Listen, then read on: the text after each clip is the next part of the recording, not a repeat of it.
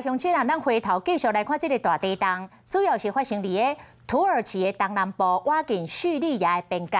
伫个初六透早发生的迄届规模7.8地震，根据着美国有线电视的报道，两个国家斗起来的死亡人数将近9000人。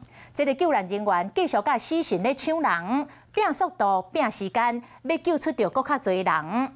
叙利亚的民间救援组织是陆续为土石堆当中发现真侪囡仔，这小朋友目睭拢闭甲大蕊，看会出来是真惊公、真惊吓，看到实在互人真唔甘。两国的民众嘛拢出手来相助，团结一条心，希望会当甲更较侪小生命甲因救出来。叙利亚就救出着一家伙仔，大细汉拢要活掉咧，民众是大声来喊休。感谢因的神。甲查某囡仔救出来，大家拢真感动。叙利亚民间救援组织白开伫咧西北部的伊德利卜成功救出这几口罩，大家拢替因真欢喜。因坐迄救护车去治疗，若因这口罩拢无事，真正命真轮。用手骨力学，白开救援人员发现一个查某囡仔，规身躯叫装啊甲底掉花，伊面拢是血，无哭嘛怪怪啊。救援人员摸伊头，安打伊惊吓心情。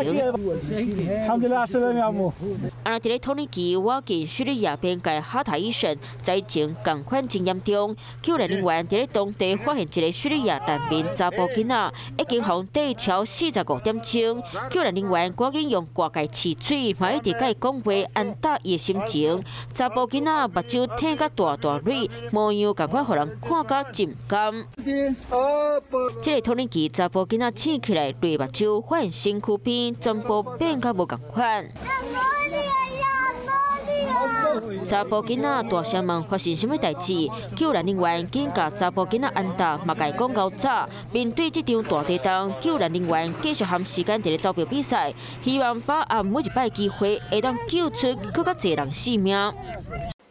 嗨，我是映彤，记得订阅华视的 YouTube 频道，并且要开启小铃铛哦，站起来！